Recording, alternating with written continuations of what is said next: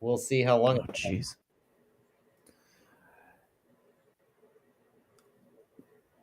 Used to be I was the one with all the sound problems. It's weird. It just popped up past couple of days, or past past couple of days. Oh, I heard it there. Holy cow, that was crazy. You hear something? Oh yeah. See, it was really loud. It was like loud and distorted. Yeah. Do I sound okay now? Because I can hear it again. It was like a really loud echo, but like 2 seconds after you said it. Oh well. Yeah, whatever. Let's see if I can go with it. Hey, Chris, what's up?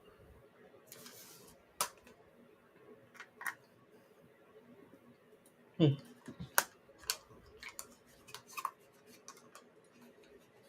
we go.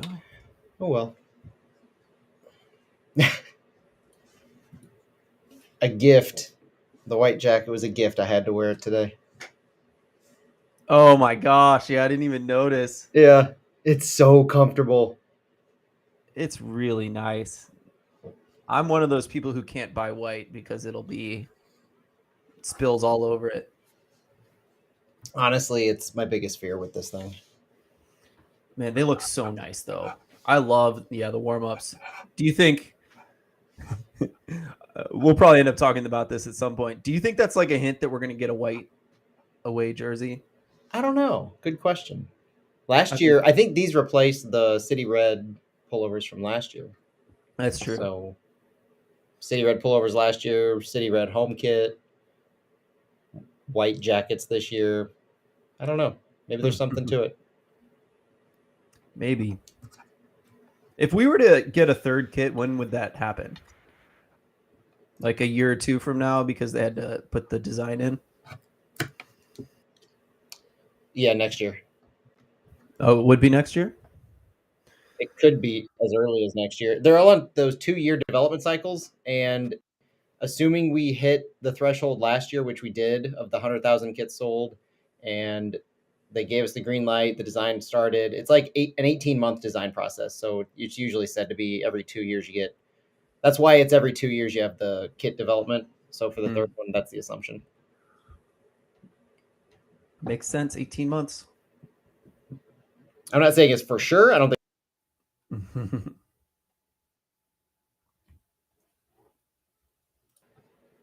I lost you. I know. I purposefully wanted you to be on top. Oh my goodness. No, that's not really at all what I meant or what happened. I just accidentally unplugged a cord there.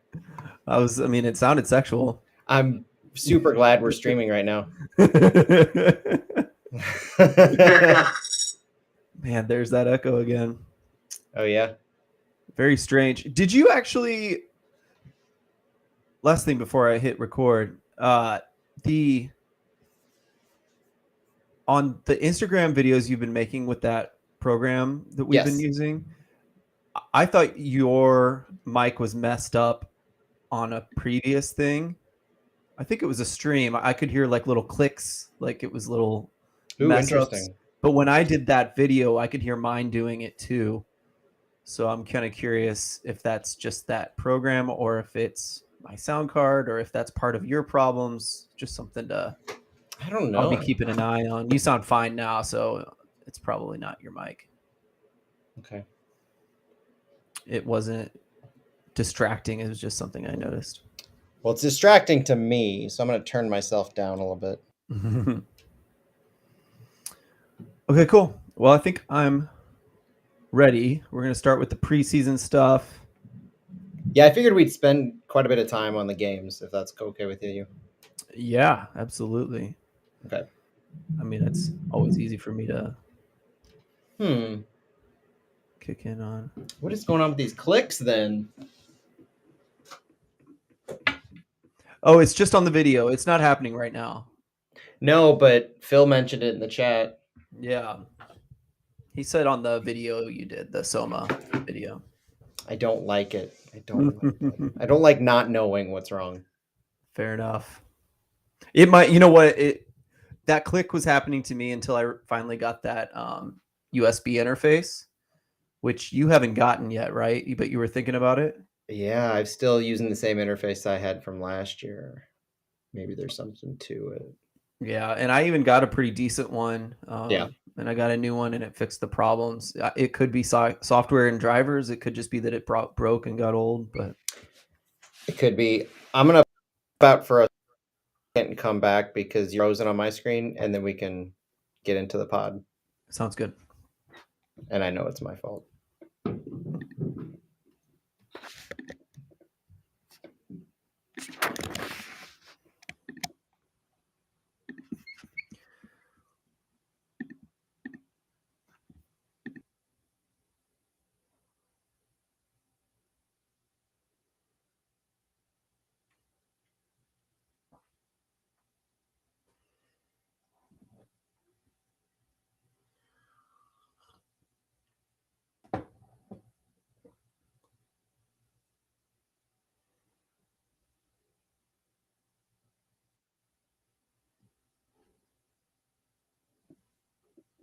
All right, let's rock and roll.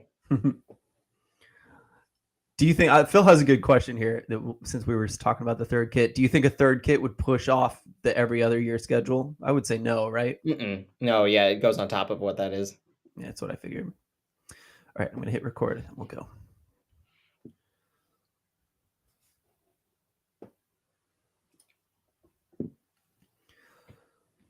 Welcome everyone to Flyover Footy on the big 550 KTRS. I'm joined just with Matt Baker tonight, and I'm distracted. He's got that beautiful white warm-up jacket that we've been seeing in pictures from City. Goodness, it's great. We've already gotten some comments. I hope you're watching us live on the stream, or maybe you can check it out on YouTube. Those are two options if you'd like to see Matt's beautiful jacket tonight. But otherwise, thank you for joining us on the radio and in the podcast, perhaps. Matt, how's it going, man? Fantastic. I purposefully wore this as a plug for our YouTube channel. If nobody is interested or looking at that, they should be, because we've been releasing some pretty good videos looking at Inside Soma House this week. We had some looks at Miguel Perez, Leagues Cup, but there's nothing like being back here with you on the podcast, that's for sure. It's feeling good, and we got a lot to talk about tonight. Last week, we did a bad job covering everything, so hopefully we get through our list today. It's not quite as daunting. And I guess, you know what? Let's just lead right into it. We've had two preseason games this week. We've gotten to watch two preseason games, which makes me so incredibly happy. Thank you to whoever made that happen, whether it's our club, their club, MLS. Maybe it's just the Coachella folks. Who cares? I'm so glad I got to see these games, and we have some idea of what's happening, much better than last year. But there was a game on the 3rd against LA Galaxy, the 7th against LAFC. So we got the LA boys checked off the list there in preseason. Matt, let's start with the Galaxy game, though. What did you see in the first half there? A lot of good stuff, a lot of exciting stuff. This was the first match in California, the pre-Coachella match. So it was coming in somewhat of a rainstorm. They had this Pineapple Express weather system, they called it out there, where just a mess of rain. So they worked through that. It was the pre-Coachella, so they were still going with 2 45-minute halves. They started off with a pretty strong lineup, I thought. Roman Berkey in net, Anthony Marcanic, left back, Tim Parker, Josh Yarrow, Thomas Taltland at right back, Chris Durkin and Tomas Ostrak were the central midfielders, Celio Pompeu, Indiana Vasilev, the wide attacking mids, Klaus and Sam up top.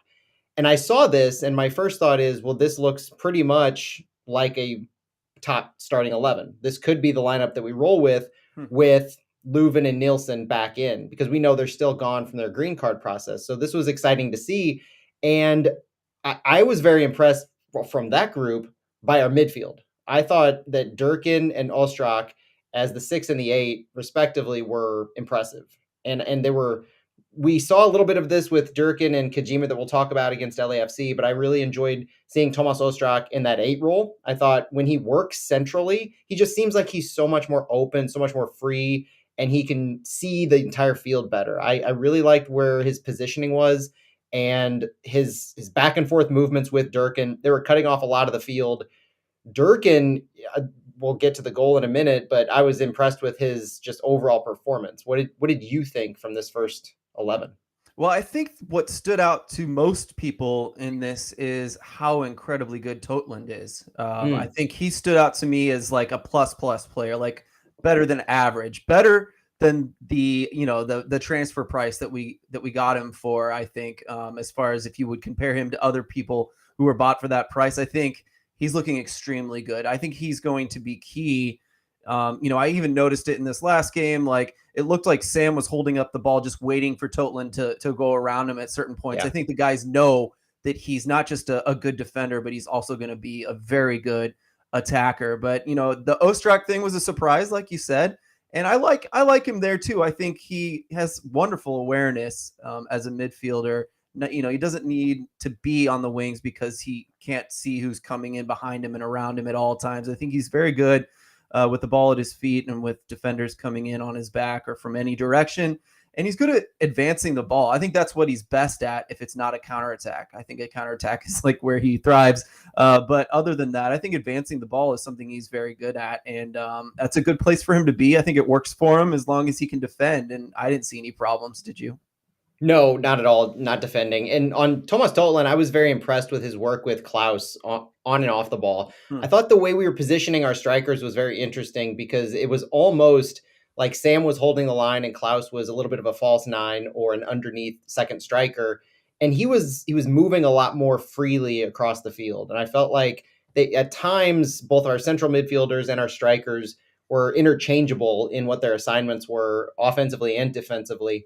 But when Klaus and Totland were kind of playing off of each other on the right, allowing Totland to have some of those overlapping runs and ending up near the far end line, I thought he was very successful with what he was trying to do. And their ability to spread the field over there, I think this is just a half of what we're ultimately going to see when Nicholas Dewar is up to speed and we have that potential on the left side. Not that we'll do it at the same time, but it provides a little bit of a mirror look in what we'll be capable of. Whereas we didn't really see that a whole lot last year. It was either you spend the game going down the right side, you have a left here and there, but you knew where the attack was going to move through. Looking ahead, I see a lot more flexibility in what we're able to do holistically on both sides of the wings. But Totland defensively, just as much as that offensive capability and the overlapping runs with the strikers, he was fast in his ability to get back. Tracking back, I thought that seeing Durkin and Ostrak in the midfield was important in how box to box they could be. But Totland was covering a ton of ground out there. If he's going to be the guy, if he's going to be the starting right back, which I firmly believe the spot's his to lose, then I think we're going to see a lot of the ability for him to move up the field and then track back with the central midfielders providing some of that cover as he gets back. He made a few impressive defensive stops where you had I think it was Josh Yarrow kind of getting closer to that right side and providing cover for Totland to get back. The spacing and the way they worked off of each other was very nice. It seemed like Totland was really ingraining himself already and as if he was so familiar with this system. And that was one of the things that I was really excited for him too, is how quickly he seems to be getting this St. Louis City system. Yeah, and he's really good in tight places, tight spaces, just like you were kind of alluding to with Klaus and him interchanging a lot. And that's just something. Maybe I'm jumping ahead, but Galaxy sat back a lot, especially at first before the Yeah. goal came, and so that was nice practice. That's something that you and I have been just hammering. That what will we do when we have teams that do that to St. Louis? And I think Totland and Klaus could be really good at that kind of problem, is unlocking that kind of a problem. Not that St. City did that in this game. The goal came and it became not a problem anymore in the 20 something minute.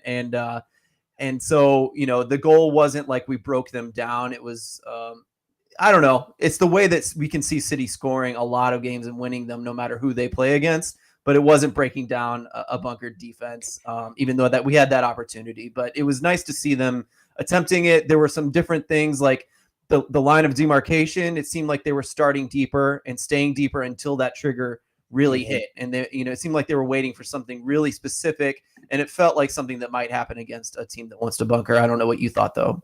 Well, I liked how we were a little bit more willing to possess the ball. You saw flashes of that where you heard Yeah. about it in the game previously against that we played last week against Nashville. You heard that we were a little more possessive. But with this one, you could really see Chris Durkin in particular. I saw a few times where instead of immediately looking up and trying to send the ball deep like we had been last year, and you're constantly looking upfield, there was an ability to pull it back, pass it back to your center mids or your center backs, and work the ball around the field. They're quick with doing that. They didn't want to necessarily possess the ball too much, but if option A wasn't there, they weren't forcing it. And that was exciting to see, the fact that they were willing to pull back, willing to relook at the field and try a different approach. And I think that helps in breaking down a low block, because you're drawing the team out, you're drawing the defense out and making them go after different players across the field. And if you can spread the ball out, if you can be a little more intentional with working the ball through against a low block like that, you're going to have a lot more success. And drawing fouls, like that. I think that's how we ended up with that free kick that ended in a Durkin goal. I mean, that's a thing. But you and I are big on wanting to see actual breaking down with the ball at their feet through the play. We'd like to see more of that. Good practice in this game, so that was nice to see. Last thing about the first half was, you mentioned Klaus dropping in, and it's been funny to see. I'm curious when Leuven comes back, whether Klaus is going to continue to drop that deep. I think he will to some extent. But it was really funny in the next game. I saw Klaus dropping in, and it was like him and AZ were right next to each other, right by the center backs. I thought that was pretty funny at one moment. I'm not sure that's something that'll keep going. But clearly those guys are wanting to get on the ball and be part of that play, trying to break down defenses. The other thing that I really was impressed with in that first half was how we scored the goal. I made note of this a second time against LAFC, but last year, if you go back and look at the amount of goals that we scored off set pieces, I don't know that you'll find maybe more than one or two, if that, where we scored a goal off a rebound, where the ball was back in play and we recovered and we immediately were able to put one in net. And that happened with Chris Durkin. It happened with Kyle Hebert against LAFC. But Chris Durkin's was particularly impressive because we saw the ability to score on a dime from outside the box accurately and with pace.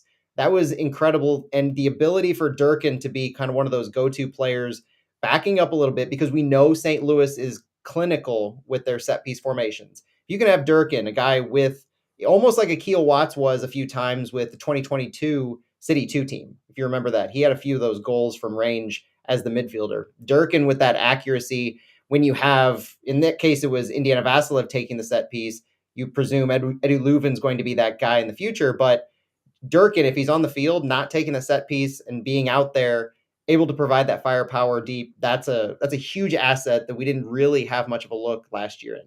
Yeah, and just to say again that what I was expecting, I thought he was exactly that he's, a better defender than our average midfielders, central midfielders, but he's also a better attacker than, say, Blom. Clearly we can see that he's got some offensive firepower to contribute going forward. But I think what I didn't quite expect, because he is still a younger player, even though he has a lot of experience, is he looked very calm.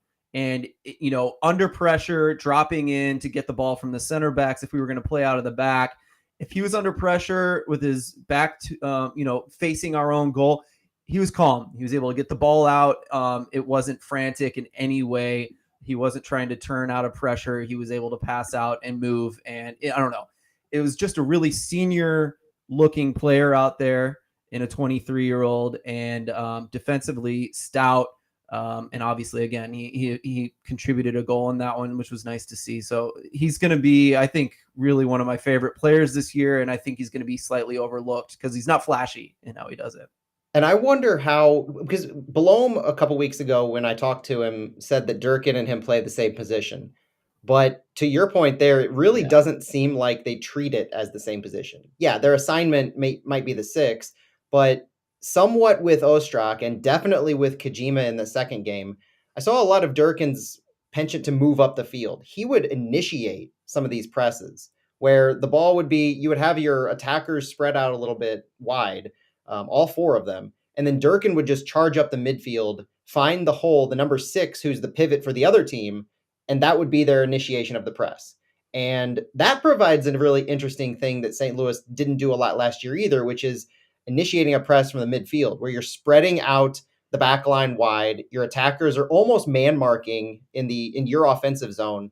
And then as the opponent tries to play the ball through the midfield, your number 6, your number 8 moves up and takes away that space. And if St. Louis can do that, I think that adds another dimension to their press that was so successful last year.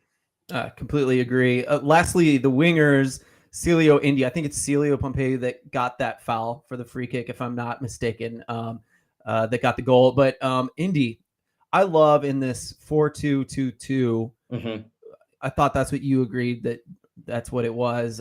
Indy on the right side cutting in, just lots of half spaces to work with. And, I really enjoyed him at the 10, the few games he got to play the 10 position last year. And it just feels a little bit like that. I like him up high. Obviously, he can play center mid. I'm interested to see if Ostrak nails down that center mid role and Indy gets to stay up high. Either way, I liked him there. I thought, and especially, they're just training videos, but I feel like in training videos, he's looking like he's up high more often in the way that he's playing in tight spaces. So I don't know. I liked that. Well, that's kind of his natural position. Coming into the season last year, he only dropped back to central midfield to cover for Blom and to provide a little bit of depth because we needed him in that position. He had never played the 6 before last year, so he was asked to do that by Carnell, and he did it well. He spent some time, a decent amount of time last year doing it until we needed to bring him back up top. Now that we have that central midfield depth, it's exciting to see Indiana Vassilev back to where he's used to, back to his home in the attacking mid, and I think Celio Pompeu has a little bit more flexibility, maybe moving from the left to the right. In the second game, he swapped with Thor a little bit, and we saw him on the right just as much as we did on the left. But if Celio Pompeu and Indiana Vassilev are our wide mids, having Indiana there on the right hand side, I could live with that all day, every day. Mm-hmm. It makes me wonder what's going to happen when Rasmus Alm comes back, and you might presume that Alm would take that spot on the right, and Indy would be.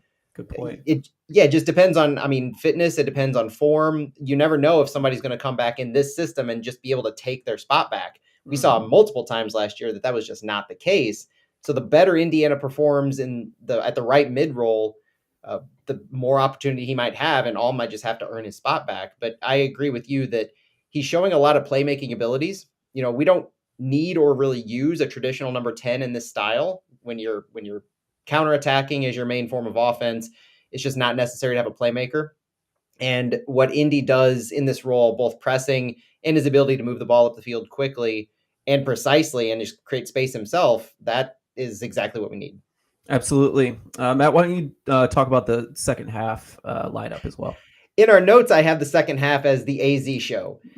It's AZ Jackson and Knut Thorsen. They were effective playing off each other. AZ had numerous opportunities. He was just so fun to watch with the ball. And to me, there were 2 highlights of the second half. One of them was the dual yellow card that AZ and John Nelson got into once John Nelson entered the game and the John Nelson revenge game began. It clearly went our way. But so that was exciting to see. AZ made a move on the left side. John Nelson was in pursuit, and AZ was winning that battle. And then AZ kind of just got a little heated there and earned himself a yellow card. But AZ had the last laugh. And when AZ, with his pressing on John Nelson to create the turnover, that did exactly what I want to see so many more times this year. When AZ presses, he creates a turnover. You have 2 or 3 guys from the defense at this point trying to take the ball back. That creates the space that Knut Thorsen lives in, that he thrives in. And you saw that exact thing happen, where Thorsen cut across the middle. He received the ball in the box from AZ after AZ drew those defenders, including John Nelson, to him, slid the ball through, and Knut Thorsen finished. Knut Thorsen has finished a couple times this spring now, or this winter. It's exciting to see his ability to finish. It's exciting to see AZ do exactly the AZ things that we've come to know and love, causing chaos both on the defensive side to take the ball back, and then once he has the ball, he can do some really impressive things with it. Yeah, and to be honest, him being able to finish the play, I think is that step that we really needed him to take, because if he wanted to move to the next level, if he needs to move to Europe, if we want him to play for the men's national team, that's what he needed, was to finish better or to get that assist. And this was it. And it made me wonder that it may not just be that AZ is really hot and in form from that January camp. It may not be just that. It may be that he needs a player like Thorsen, which Thorson made that perfect run at the perfect time, right into that space. But credit to AZ for nailing it, getting it on target. How many times do we see him dribble and dribble, get around a guy, and then make a pass that's intercepted and used as a counterattack? So hopefully we see a lot more of this. Credit too to Nukby Thorson, because he that was kind of what he was trying to do this entire game against the Galaxy and on into LAFC. He was that roaming second striker where he was just trying to create space for himself. That was what, and be the outlet for somebody else who had the ball. And it's different when you have kind of a stationary person, whether it's a hold up striker that possesses the ball and then you're trying to play around them, versus an attacking creative midfielder who can move all across the field, take the ball back, and possess it as he needs to draw defenders, and then that enables space for Nukby Thorson. Like it's different when you have that type of a player creating and facilitating for Nukby versus if you have just a hold up striker do the same. He can be successful, and we've seen him in highlights be successful, but I wonder if that's part of this game where if you see a lineup that might consist of Thorson, Klaus, Sam, and AZ, for instance, then you might see a lot of Thorson just moving all across the field in that final third if AZ has the ball. Yep, and he did it tons in Belgium, and he got so much. He's had so much success with that, just like moving around, finding space, and then being able to finish the pass. Again, is like half the problem. I think people are going to be like bothered by Thorson. I think we're going to get a lot of complaints because he's not as active and crazy looking as the rest of our attackers. He's a lot more calm. I mean, he's athletic. He can press really well, but he attacks in a very sneaky, quick He's cerebral. way. Yeah. He's very cerebral in what he chooses to do. Like on defense, I praise a lot of our players like Klaus, Nico Gioacchini last year for being very intentional with their push pressing. Like they had to wait for the right opportunity. And that really seems like Nukvy's MO on the offensive side sometimes too, is he might just be out there. He's like the Randy Orton, if you know WWE. He's just kind of the Viper, just waiting to strike. And then all of a sudden he sees the right opportunity and boom, he's there. Yeah, that's a really much better way to put that. I love that. Anyway, I'm looking forward to that. That was exactly the kind of Thorson goal I've been calling for and thinking he might get, and it felt good to see it happen in a preseason game. One thing too, and it was tight, like that. It's like it could be one of the prettier goals we see in preseason. One thing too is without getting two rose-colored glasses here. Bilbo Swaggins in the chat does mention, I thought AZ was trying to do too much sometimes. It worked out in the end. And this is the knife's edge that we're going to be playing with a lot this year. And you've mentioned it a lot, Phil, is AZ does get a little jumpy at times. And with experience, with age, with just more time in the system, he'll get better at it and he'll make better decisions. And I think we're seeing those better decisions already in the preseason, but there will be some of those times where he does try to do a little too much himself. And that's where you really have to rely on some of the other players to be able to take some of that load. For AZ to know for a fact that he does not have to create all of the offense himself, and he can be a facilitator just as much as he can be a finisher and do it himself. That's key for him to be able to trust his teammates to be finding themselves in open space so he doesn't have to do too much too many times. Absolutely. Did you have these tweets up? Did you want to read any of these off about this game? Yeah, I thought because I put this out there on X that I wanted to see kind of people's thoughts from this first game. And one of the feedback from the first game, and it really went into the second game as well, Jose Kojima. Can we talk a little bit about Jose Kojima? I know we're going to talk about him against LAFC, but this was our first opportunity to see Kojima, and he impressed a lot of people. There were notes on Kojima, there were notes on AZ, and I thought that he had a really good debut for St. Louis City. He did exactly what we wanted him to do without expecting too much. One of the encouraging signs that Steve Davies had noted was the second half performance of Jose Kojima. Maybe he'll play a little more significant role than simply turning out for City 2 this year. Yeah, I think so. I don't think he's anywhere near as good as he's going to be, but it was such a good start. I was surprised because I was expecting him to struggle. He kind of said he was struggling in preseason, or he said he wasn't up to the level, but he's learning. Mm-hmm. But Chris Gebhardt says, talk about cerebral. You see him reading the game, right? And you can see him looking ahead, what's going to happen. And he was in the right places at the right time. Matt, you mentioned spacing is one of your favorite Oh, things about him, being in the right position. I his totally, intelligence. yeah, totally agree. I would say the only little bit of cold water I'll throw on there is while he was much better than I expected him to be, he's still, like, I agree with him. He's not up at the level. You can tell he has way less time on the ball than he's used to in college, like, obviously, right? But I think it's really encouraging that he started at such a high floor. And I think the ceiling, especially for as long as we're going to have him here, it's going to be pretty high. And I look forward to even like what he's going to be in like halfway through the season. And he may be ready for the first team consistently, right? Absolutely. And that brings up a couple of the other things. STL City Italian had noted there's no big drop off from each lineup. We saw in that game two Agree. 45-minute halves. That's huge. Seemed like we're more prepared than the Galaxy. It's going to be a fun year to watch this team. Even if we don't have a super elite player, but improving overall, raising that floor is going to be key. And then Yerba underscore coffee says Blom v Durkin. It's the preseason battle to watch. Durkin with the goal of that fight. Blom had some great moments on the ball in pressure, nice outlet passes, both showing the potential. Very excited for that position. Absolutely agree. We still need a difference maker. This is River City Ramble. We still need a difference maker to push us past last season's ceiling. Is that player somewhere on the current roster, or will he come during the summer window? I've been dwelling on this thought a lot. And part of me thinks, there were a lot of things. Maybe part of the whole not being able to break down defenses in certain games when we have the ball, maybe it was just that we didn't have the fullbacks we needed for a full season. Like just bringing in two really good fullbacks may make this system work like it was meant to work. Like maybe it never quite hit that fifth gear that it needed to hit at the end of the season when people started figuring us out. Maybe it'll be as simple as that. Maybe it'll be someone stepping up who's better. Like we were just talking about, maybe Thorson took what AZ's been lacking and just like plugged a hole and they figured it out in this game. Like something like that could happen. But do we need another difference maker? By the end of the season, we might be absolutely agreeing with this. And we've talked about it, just thinking about the things we said at the end of this last season. Like, yeah, that's what we felt we needed.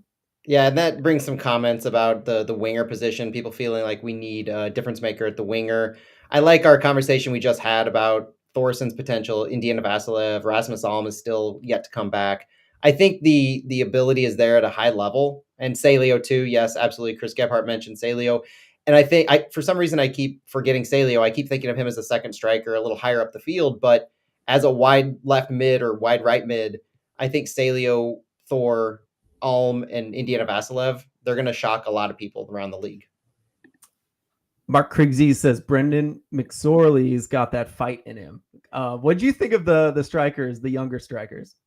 Well, do we want to use this as a chance to pivot to the LAFC game? Because those two strikers earned themselves a start in this one. And McSorley and Glover, not quite the all-star tandem yet, but that does provide an interesting look as a forward combination to some of the other wingers that we saw. In the first game, it was McSorley and Glover ahead of AZ and Thor. And so all the accolades that we're saying about AZ and Thor, you have to kind of intrinsically realize that McSorley and Glover are on the field doing what they need to do to either draw defenders, to create space, to look dangerous that allows them to move. If you had just two unassuming strikers who didn't draw any kind of attention, AZ and Thor wouldn't have been able to do what they did. I kind of like Brendan McSorley in this hold-up striker role that he has going on here. And I think he's obviously not there yet. I don't know if he's going to be with City to start the season, but Brendan McSorley and Caden Glover would make an exciting City 2 combination to start the year, I would say. And ultimately, both, we know Glover has a long-term outlet with City, and I think McSorley is showing a lot of promise too. And in the second game against LAFC, earning the start with, again, having Celio Pompeu, this time with Thorson right behind them, they were able to do some interesting things too. And we didn't quite have that run of play goal from them, from Thorson, for instance. But I like what the forwards were able to do in some of their pressing. They didn't have a whole lot of offensive firepower in either game, I think, but you could see them getting it. You could see them understanding what their roles were and doing a good job of causing frustration for the other teams, both LAFC and LA Galaxy. Yeah, I think you nailed it. It reminds me of when you said that they perhaps enabled the wingers to do what they did in this one.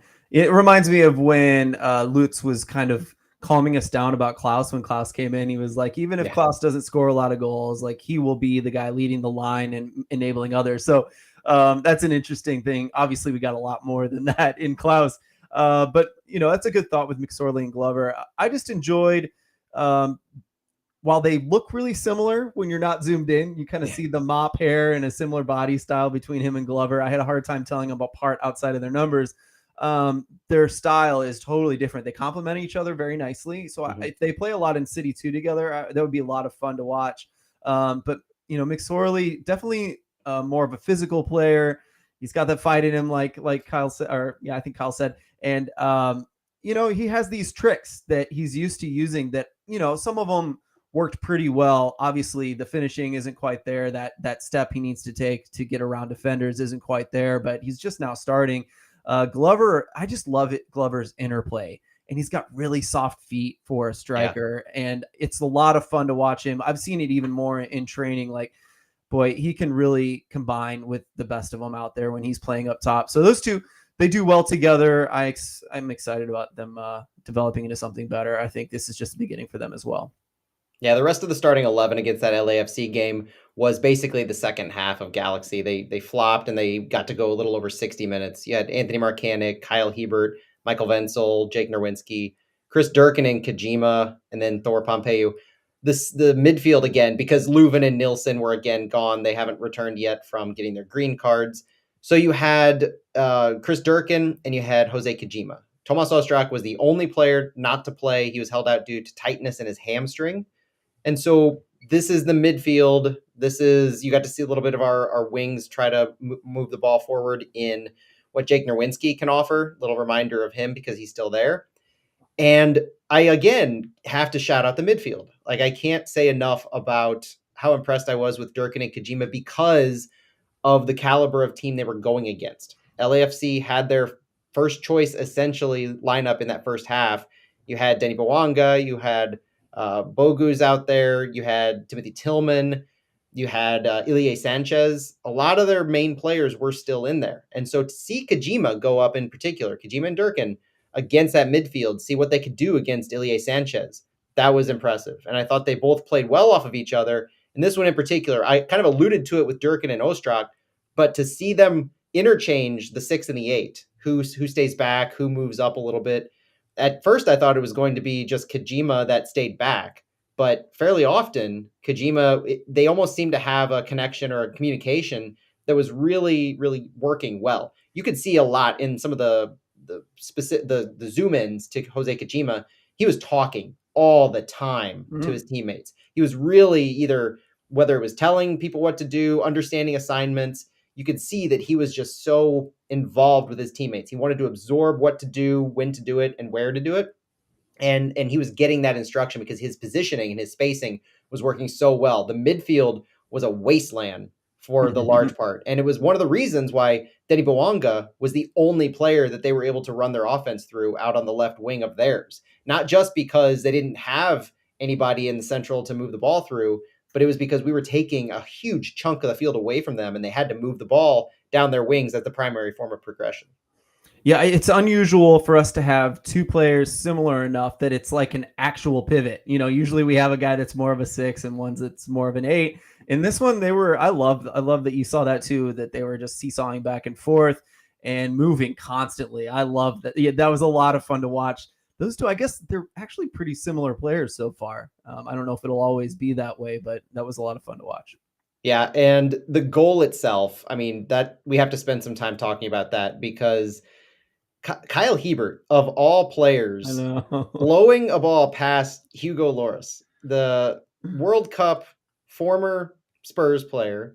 I mean, this is hilarious in the preseason. There's no other way to describe it because when you're able to do that to such a vaunted goalkeeper coming into the league, and their LAFC is now trying to have their own Roman Berkey coming in and shocking the league, and he is caught flat-footed on a Kyle Hebert rebound off of a free kick, another goal off a free kick, where this reminded me of watching them play soccer tennis, where the ball bounces once and he's able to do whatever he needs to do with that ball. In this case, finding net for what ended up being the game-winning goal. Yeah, I mean, he looked like a striker out there with the touch and turn, the touch spin and shoot. It was so nice. I wonder if we talked to him, if we were like, if you could do that 10 times, how many times would you pull it off? It makes you wonder, but he might say, I do it all the time. He's got He's great the feet. he's the analytical mind. He'd probably pull out percentage points and the odds of where that shot was. He would have his own XG already known. Yeah, he'd do the math in his head. Love it. Anything else with this? Oh, I wanted to say Berkey's save from Bouanga's amazing shot Oh, was incredible. So awesome to see him like clearly fresh and at the top of his game, pretty much it looks like already. And then my other favorite play from the defense in this was when early in the game, it was right after that save, Wenzel had to track back and do a recovery tackle, and it was zoomed out, so maybe the ref was being nice and let him get away with it. But if that was clean or even mostly clean, it was an incredible tackle from Wenzel, and the kind of thing you like to see from a pressing team center backs because they're exposed a lot. That's the kind of thing that you like to see. Wenzel might have saved a goal there with that. I would give him credit for it because of the call against Jake Nerwinski, which was close, but it was definitely enough to deserve a foul on Denny Bouanga in the box. And so, since they didn't call it on Wenzel, I tend to give him the benefit of the doubt. And I Wenzel deserves a little bit of credit here too, just in general, for essentially playing as if he was a part of this team the entire time. He's contracted to City 2. He played all of City 2 last year. That's where he'll be to start the year. But he's not just along for the ride here in preseason to be a body while Joachim Nilsson's out. He's holding his own. He's succeeding against this top LAFC team, the first team. And so that in and of itself is a shining light for what we can expect in the future from him. Yeah, like after what I've seen from Wenzel, I think it's totally possible that once Parker and Nilsson retire, let's hope we get several years from those guys. But those guys are top center backs right now, and let's say they retire in the next couple of years. I think Wenzel may jump straight to taking their place. I mean, I think he's going to be that good in a couple of years, if not, I would love for Parker to play for 5, 6, 7 more years. Same for Nilsson, but if Wenzel's, I think he could be ready in 2 or 3 years. I should have just said that instead of talking about those guys retiring. But anything else from the first half, Matt? No, not really. I'm ready for the second half. Yeah, after that Denny Bouanga PK miss where he was called for a double touch. Also weird, right? Bizarre. Yeah. We never see that. No, very bizarre. I didn't realize it was a double touch. I was trying to figure out what happened the whole time. I saw it called that a couple on Twitter from people who were there. Apparently which also speaks to something. This happened in the Galaxy game, I think, where the MLS center ref, actually the camera went to them so they could announce the call on the field. That's right. But they didn't announce the reason, like the explanation. They just said after review, and said what the end of the result was, but they didn't say why. And I think that's a huge miss. If that's what we're going to get from this more transparent in stadium VAR, it's not enough. Interesting. We're going to talk about new goalkeeper rules today, actually, a little bit, maybe if we get to it. So that one maybe not handled perfectly quite yet. But at least MLS's VAR seems to be a little bit better than some other leagues. But the second half saw Locker and Lund come in for Glover and Berkey, respectively. You're going to have to carry the load on this one. I watched it, but I could not focus. My kids were being insane. Can you tell me where Locker, how did this end up looking on the field as far as the formation? It kind of looked like a 4-2-3-1 a little bit, where you had McSorley as your holding striker, Locker playing underneath. It didn't last long enough to get a really good sense of where he was kind of breaking out.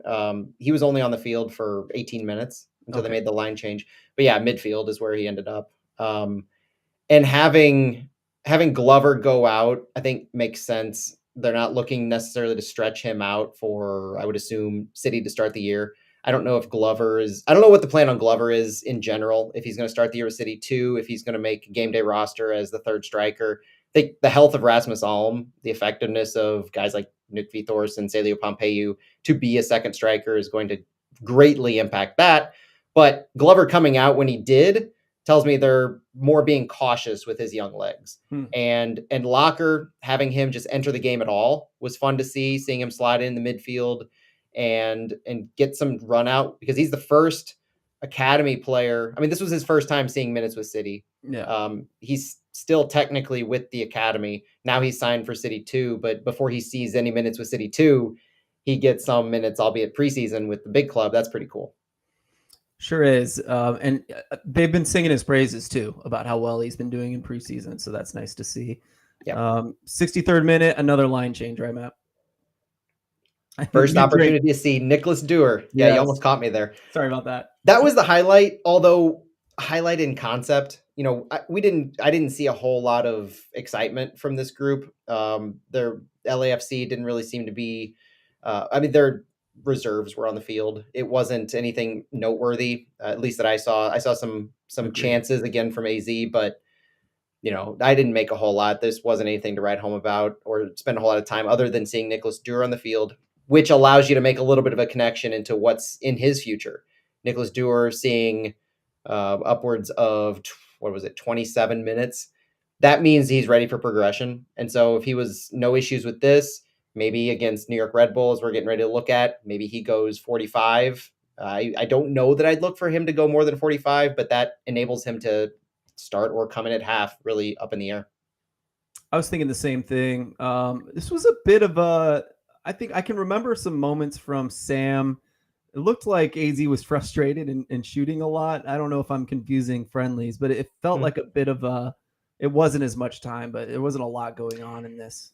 Maybe it's one of those things where we saw a few times last year when Carnell was more prone to make these wholesale line changes, 3, 4, 5 players, not 5 players, 3 or 4 players at once, or within a span of 5 minutes or so. At this time in the game, somewhere between 60 and 75, it's difficult to make that adjustment when you have so many new players on the field and kind of gel for a little bit. It would have been nice to see them start off quickly, that because we're going to need to see this team start off quickly, fairly consistently.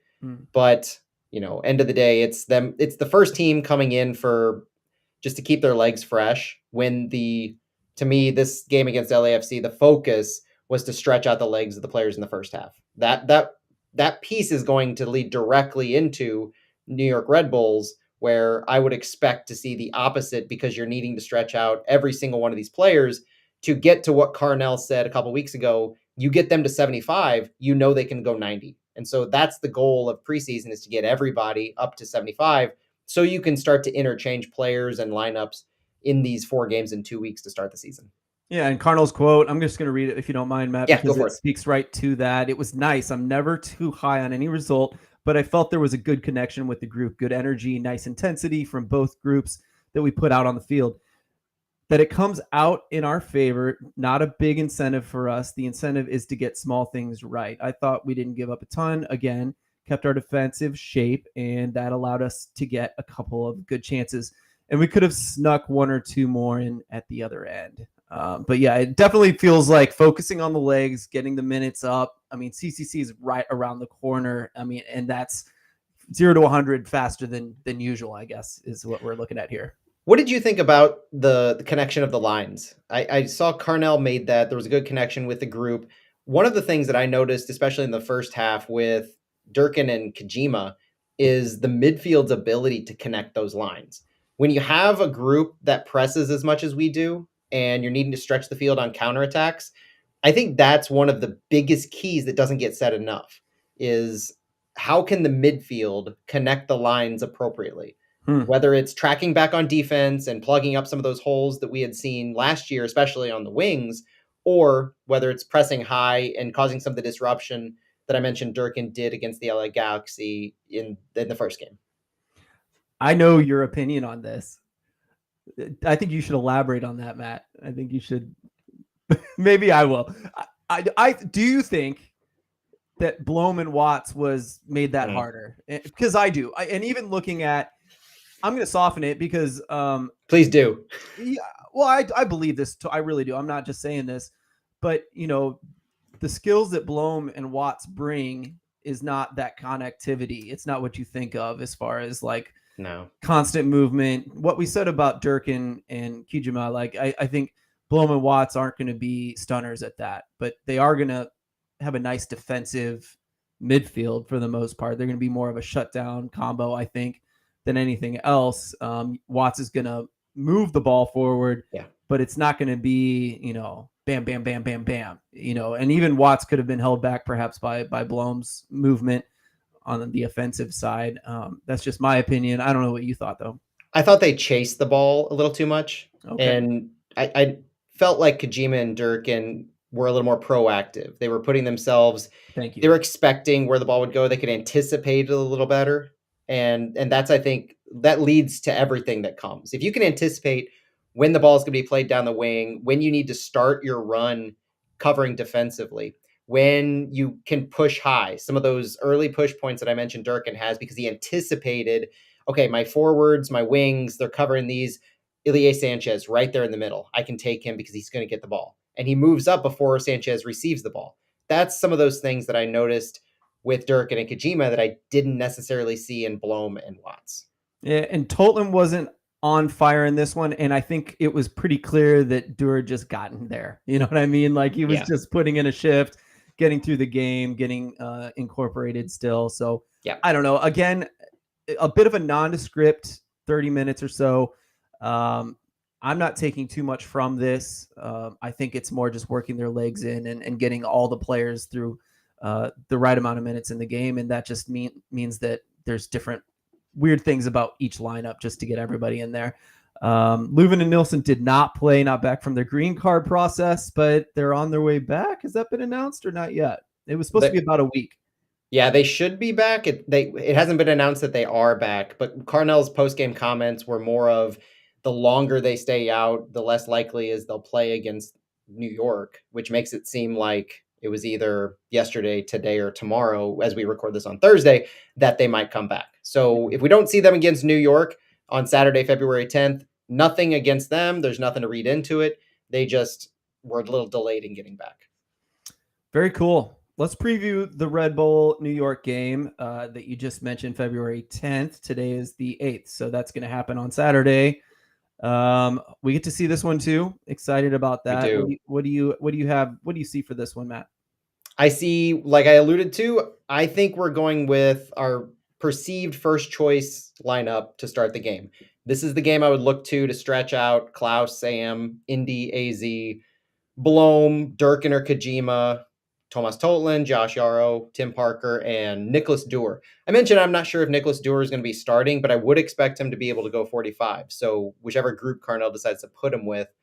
And I assume Leuven and Nilsson are not going to go 60. So if they're back, maybe they both start, and then we sit Josh Yarrow or Durkin and or Kojima.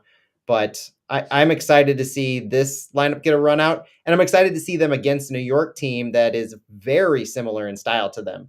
We didn't get to see this last year. This is one of the games that I've been looking forward to. I wish we could see it in the regular season versus preseason. Unfortunately, we play the other New York team in the regular season. This is our chance to see what a St. Louis style press and a St. Louis City style of play matches up against New York. And it's Carnell's return against his former team and Tim Parker. There's a lot to like about some of the intangibles of this.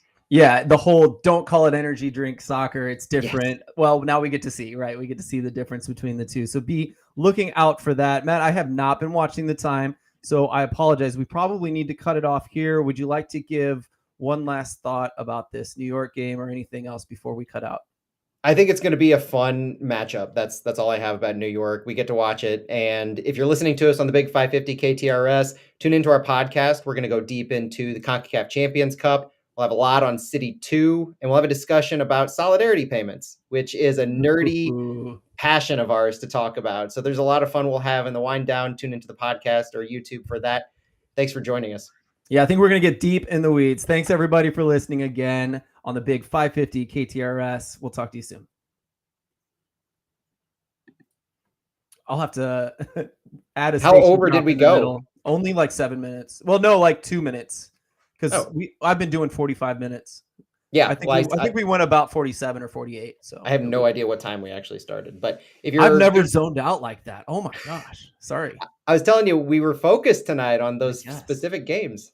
I'm also a little. I took a nap right before the thing, and it's never ideal. If you're on the stream and you're not used to it, this is where we go grab a drink and we come back for our wind down. So stick around. We'll be right back.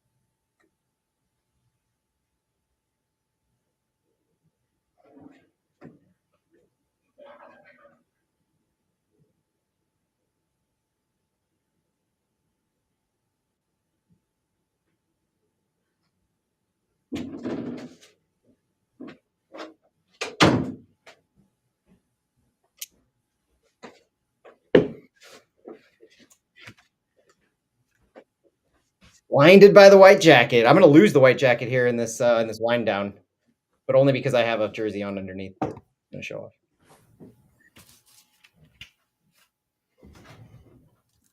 Okay, ready? Ready when you are. Welcome everyone to the wind down.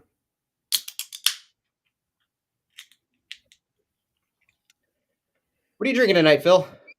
IPA. I was in the mood for an IPA. This is Great Divide. My wife will just like surprise me with something, and this time it was a Great Divide combo pack. It's been good. How about you? I'm still on the no alcohol until the weekend. I'm giving Dry January one last week. Wow. We're taking a little trip this weekend and looking forward to that. So being good, having an urban CBD, urban chestnuts, Nice. CBD water like that. We had a question in the chat real quick as we finish up our conversation about the New York Red Bulls and some of our lineups.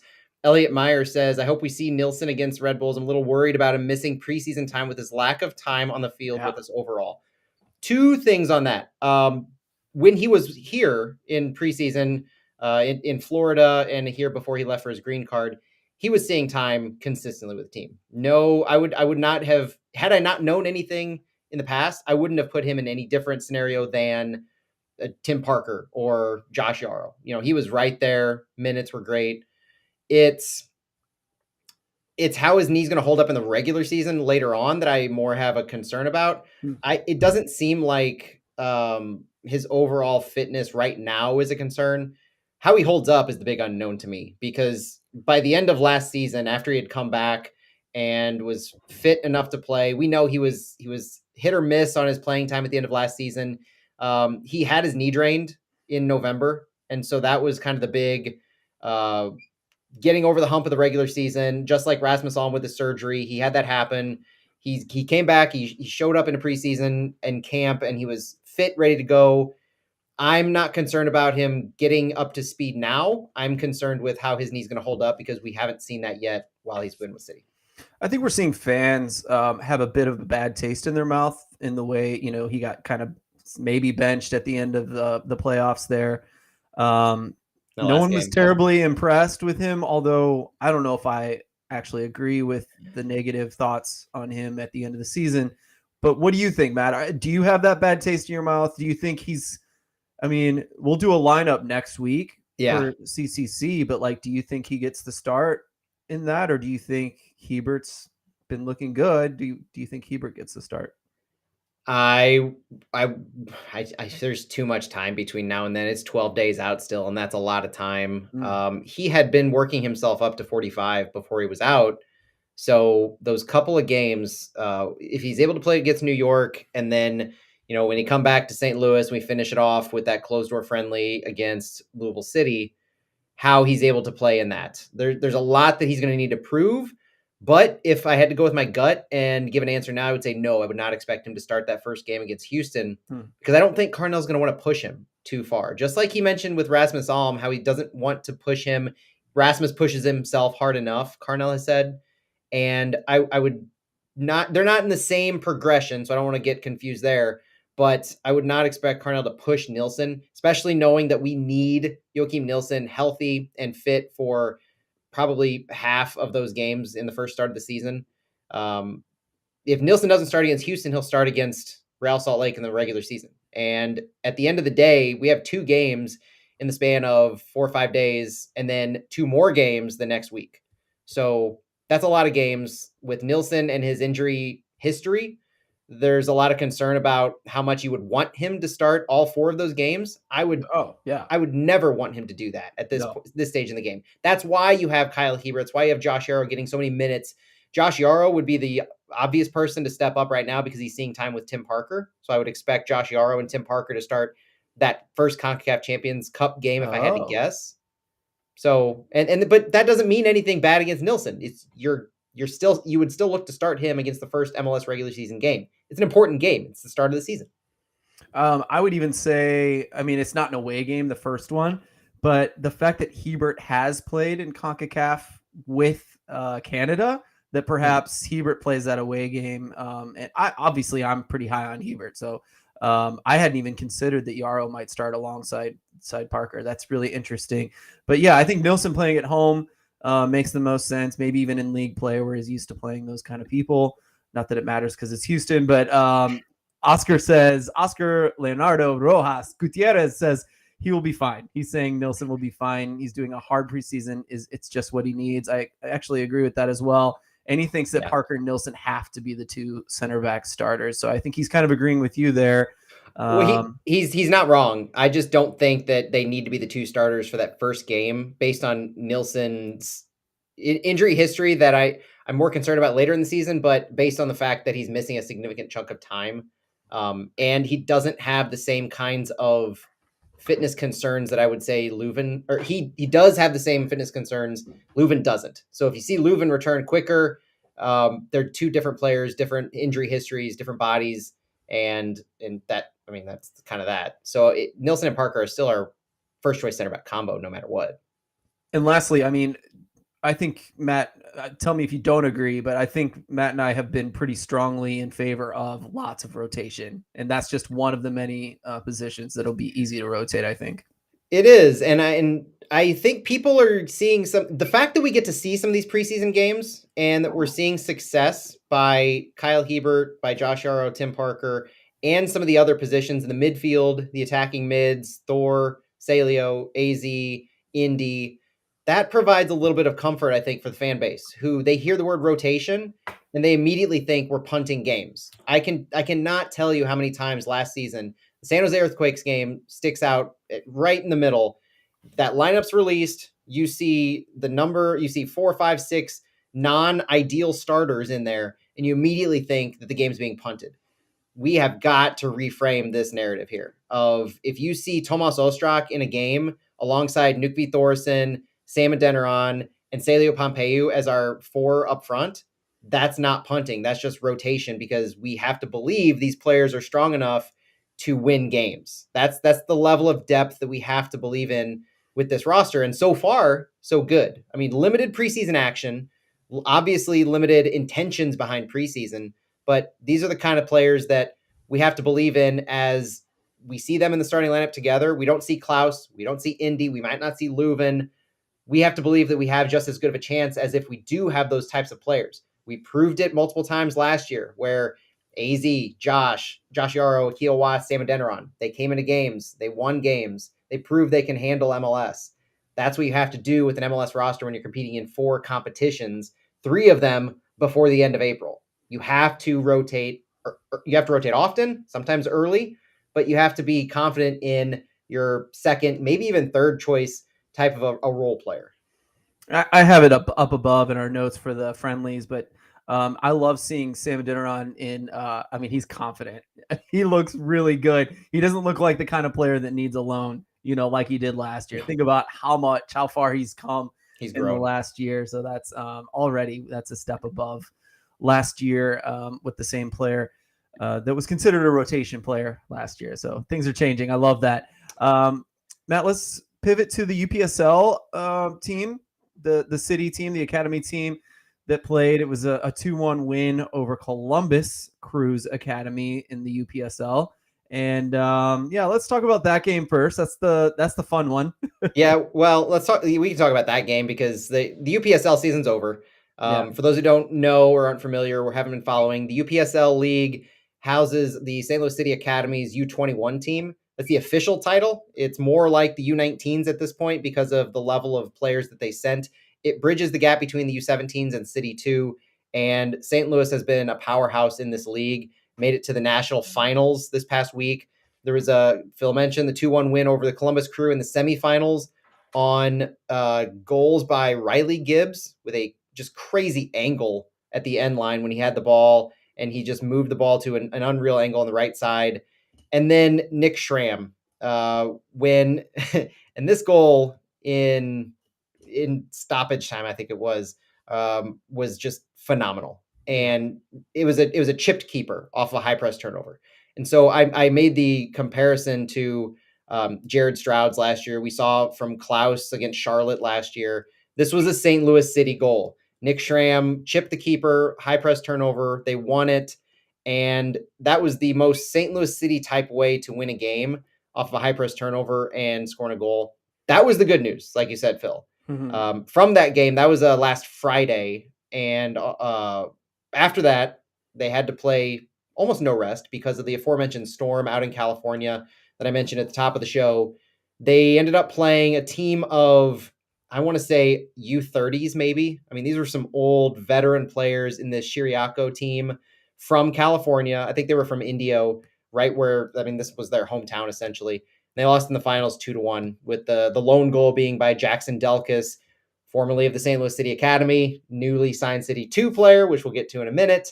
But Delkus kind of saved face for St. Louis City, who had gone down early.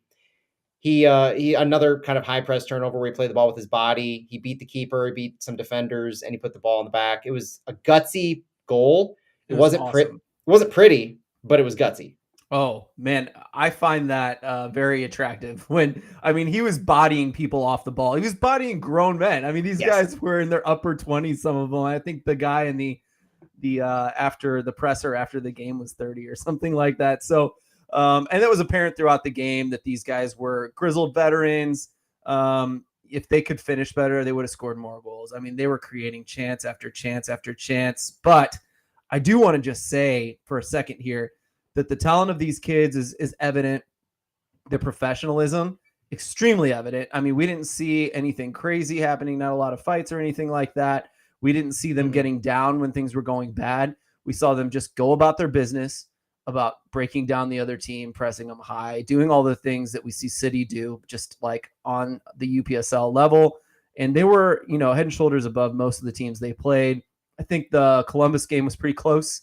And then the Chiriacos game, again, it was what I just described. But I was so proud of them for being so professional throughout the whole game, even though it was clearly going to be a big challenge.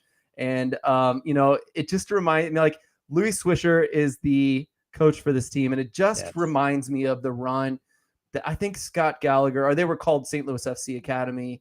I think it was the U19s that they went to the Generation Adidas Academy. They were like third place in that against all the MLS academies at the time. Yeah. And it really did. It had a similar vibe to the players in the, like I said, the professionalism, how they went about their business. I loved how that St. Louis team played.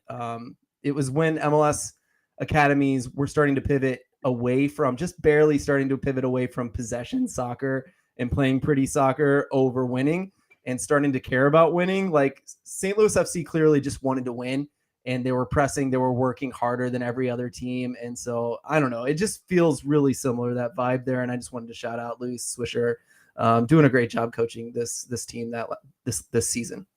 Louis Swisher is the latest St. Louis City coach to lead his team to a final or to a semifinal. And this team this organization now has a history of this. And I think it's, if I have my math correct, every single year in their existence, the St. Louis City organization has at least sent a team to a semifinal in some kind of competition they've been a part of.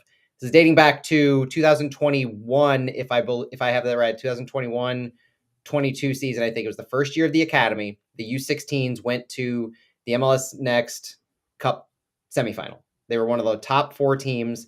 This is after what you're describing, Phil, with St. Louis FC organization, but St. Louis City's U16 first year in existence went to the MLS Next Cup semifinals. We know obviously City 2 went to the MLS Next Pro Cup final in their first year of existence. And then now the UPSL side is going to the finals, the national finals in their first season in the fall league. This is a something to be proud of as an organization. This is something you hang your hat on, of cultural success that you are building your foundation on. And the fact that you have guys who helped found this academy organization. It started from the ground up with the academy. You're looking at guys like Jackson Delkus, Mikey Lay, those types of guys who were with the U16s that first year. They were with this UPSL side. They were just signed to City 2. We're seeing right now in February 2024, the realization of all of these players who were founding members of the St. Louis City Academy. They've found success in just about every single level they've been to, are now up to a professional level. And so as we start to look towards City 2 now, that's one of the exciting things that we saw the roster revealed this week.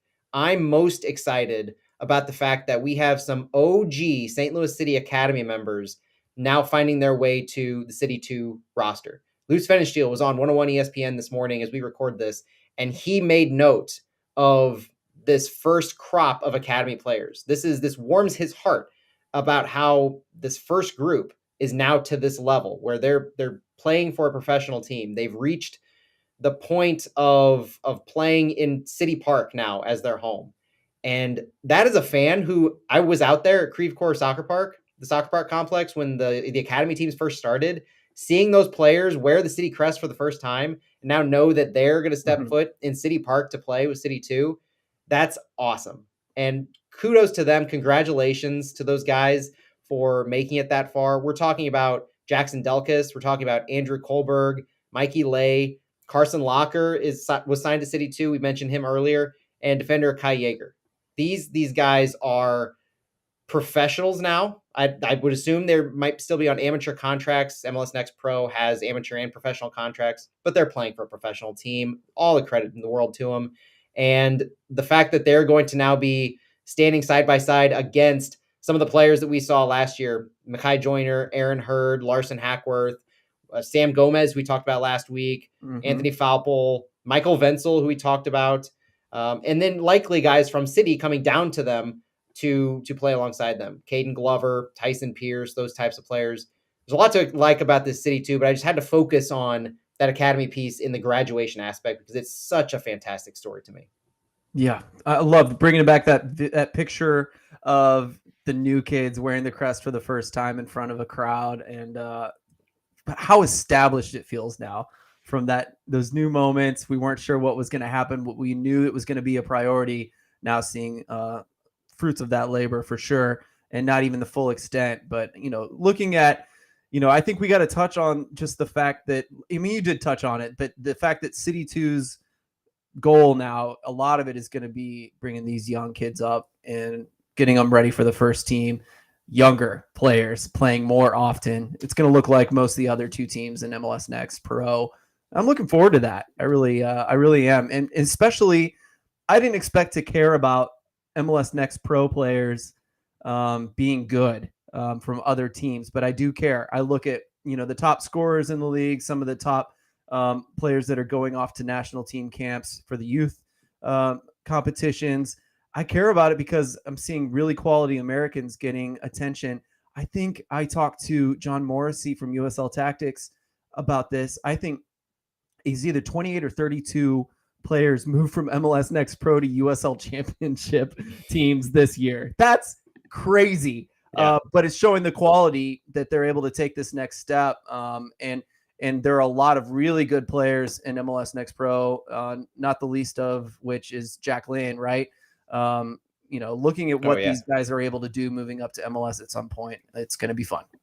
Yeah, and the thing to remember about City 2 is we shouldn't just reset expectations of all those accolades that I mentioned of City 2 going to the finals in their first year, of the academy teams.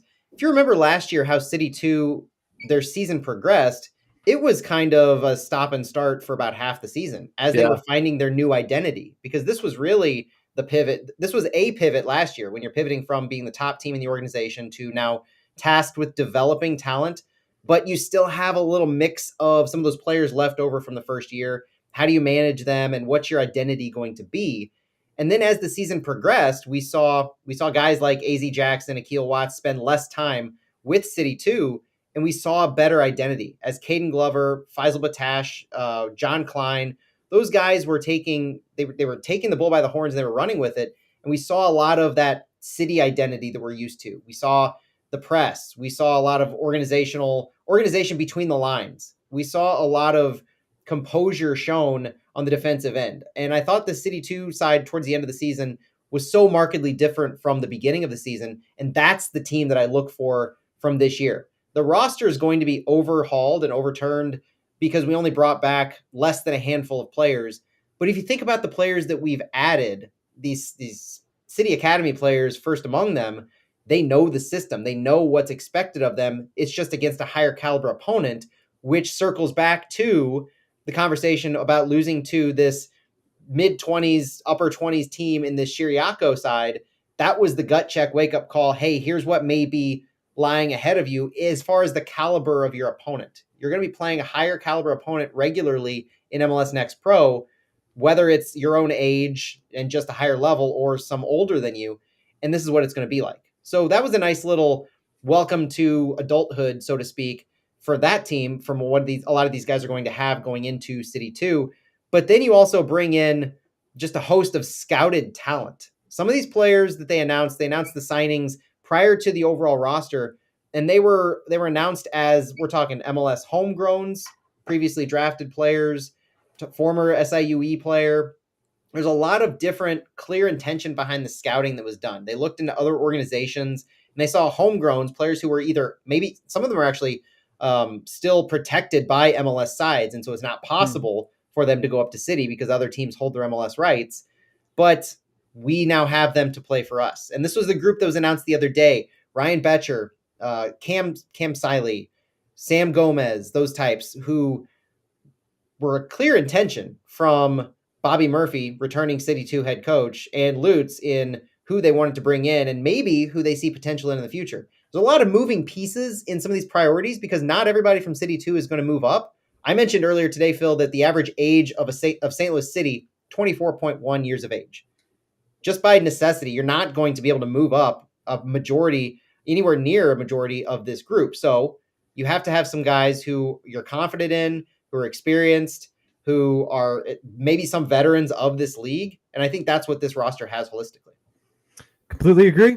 I'm looking forward to some of the new faces they brought in that aren't from the academy, that aren't like super draft signings and stuff like that. The ones that I have no idea where they came from just by looking at their name. Those are the ones, like, I think about Philadelphia Union has been big on that. They'll like scout academies in foreign countries and just bring them in to the 2 team and give them a shot. And a lot of good players. Most of them are in the USL right now, actually, and are stars in the USL, to be fair. But it's a good. You got to look all over the globe. It's the world sport, so that's a fun one. Quick one.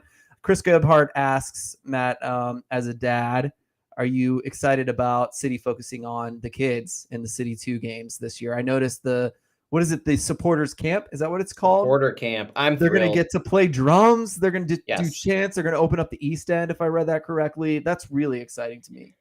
They saw the most exciting things that fans did last year, bringing families, bringing kids, being able to just come and experience a more laid back environment, and they are amping it up. And so credit to Matt Seebeck's team for the overall experience that fans are going to get now with City 2. It's taking kind of what we always wanted City 2 to be, the family-friendly, accessible tickets that are $13 per game, group tickets for gearing toward local youth groups and schools going for $10 a tickets, season ticket packages, a family of 4 for $400 for the whole season, and you get into City Park for the entire season. Those are fantastic things. The supporter camp, I mean, you're introducing now, I think Seebeck or Peter Wood said the next generation of City fans. And that's what this is. Kids banging drums, waving flags in the supporter section.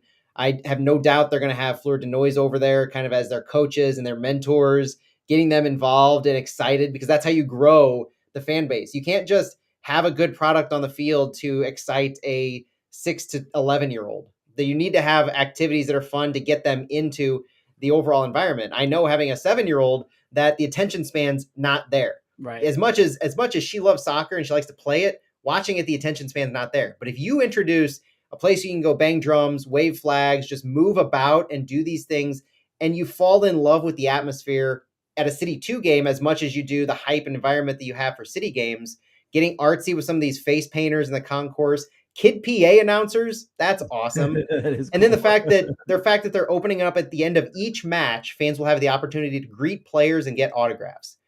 This is amping it up to an 11 as far as what they're doing to excite kids and get them geared up for this level that is their perfect entrance to City. Yeah, I'm a father of 3 boys, and my middle child is just what you mentioned there, Matt. He's 8 years old, and he cannot focus for the life of him. He gets so excited about going to these games, and then he gets there halfway through. He's like, "Dad, can we go home?" I'm like, "No, dude, we're here for the full game." And he loves the before, he loves the after, he loves the food. This is just going to make it easier on parents. I am in love with it, and I'm so thankful for it. I look at the senior team game as like, yeah, I'll bring my kids a couple times, but that's for me. Like, this is my wife and I usually go. We have our time. We have our traditions. We hang out. We're alone. We get a babysitter. It's awesome. But I'll bring the boys to a few of those. The City 2 games, it's cheaper. All out. Yeah, like, it's just, we're there to have a good time. We don't worry about anything else. If we have to leave early, like, it's okay. Like, no big deal. But, and it's just so much fun. And it feels more like that USL atmosphere too, that I, of course, will never stop missing and loving. So I love those City 2 games, and as a dad, they're really nailing it. Thanks so much for doing that. Whoever's idea that was, that's great. No doubt. Let's move to the big one, Matt, and then if we have time, we'll do more. But I have a feeling we won't. So maybe we do a video on the side about those loanies and updates. But we got to talk about the solidarity. We'll get more into updates on the loanies during the regular season when they have competitive matches, because Isak Jensen, his team hasn't started to play competitively yet. He's still starting preseason. Same with Miguel Perez. He started the last preseason game for the Birmingham Legion, but we'll have more updates for them as the season progresses, keeping an eye on them. Absolutely. Matt, you better tell the news on this one, because I think I'll get some details wrong. Let's start with that and we'll talk about it. Solidarity payments have been introduced to the MLS ecosystem officially. This week, MLS announced that they are, for the first time, introducing an MLS Next development grant program. It's an initiative to recognize the significant contributions of MLS Next elite academies, which are non-MLS academy programs that compete in MLS Next, in the professional player pathway by investing in those youth development ecosystems. It boils down to the fact that a non-MLS affiliated academy that competes in MLS Next can develop a player plays for them for a period of time, and then that player eventually goes on to sign a homegrown contract with an MLS side. The example, because it is one of the examples that is grandfathered into this, is Caden Glover. Caden Glover and Tyson Pierce both played for St. Louis Scott Gallagher, and because they spent time with St. Louis Scott Gallagher, which is a MLS Next elite academy from the U13s up to the U19s, they will receive some of these payments through this development grant, which is a solidarity payment for the development of 2 players who signed homegrown contracts with St. Louis City. This isn't just for St. Louis City, though. So I saw some jokes about, St. Louis Scott Gallagher really needs the money. That's not what this is really about, because holistically, this is about rewarding whatever type of academy develops a player that eventually an MLS team is able to take advantage of that development. This is a global standard, and in fact is in FIFA bylaws that solidarity payments are required to be paid to teams. This is up until now something that MLS has more or less skirted, similar to the pro rel requirements in some of those FIFA bylaws. They have exceptions to them. And don't ask me why they have exceptions. I think it goes back to the fact that MLS needed to be created in the first place. But today in 2024, we finally have the first concrete, discrete way that MLS is rewarding some of these clubs. Now, Phil, before I get into your massive take on this, the one thing I do want to point out is that this is a fantastic step and it is a necessary step in the right direction. But don't think for a second that MLS is doing this out of the goodness of their heart. In order to be eligible for this, you have to compete in MLS Next. You have to be an MLS Next Elite Academy.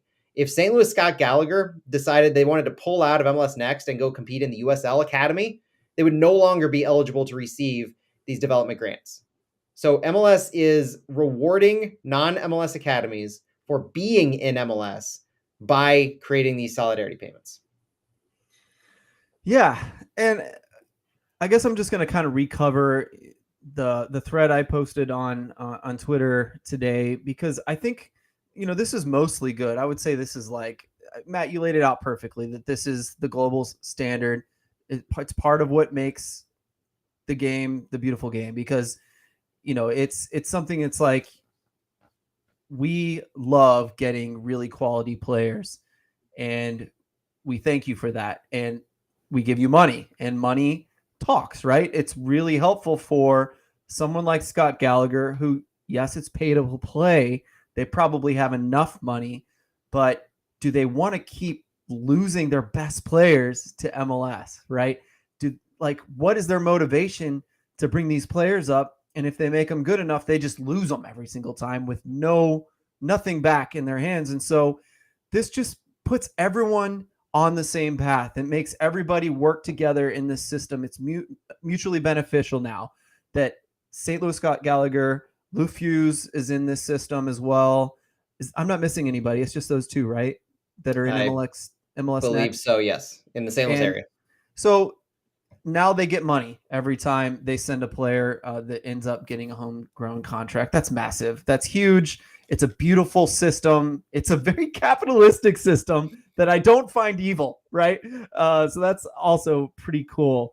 Again, money talks, and it's just like working out for the best. And I will say too, like, it's been even like rumblings in the area when City first came to town. Like, it was hard to watch St. Louis Scott Gallagher get absolutely gutted and get nothing for it. And I think I even mentioned on the podcast, like, they deserve something, right? Maybe not because they're pay to play. The argument could be they've received their reward in full. They charged the players and they made them good. So they got what they needed. The players got what they needed. They moved on to something better. But it was hard to watch them get gutted with nothing back for it. And I think it was a little bit weird, like the politics of soccer and how it was working for a while. And it did definitely get better. It feels like when Dale Schilly moved up to the academy role with City, it seemed like the relationship became more understanding there.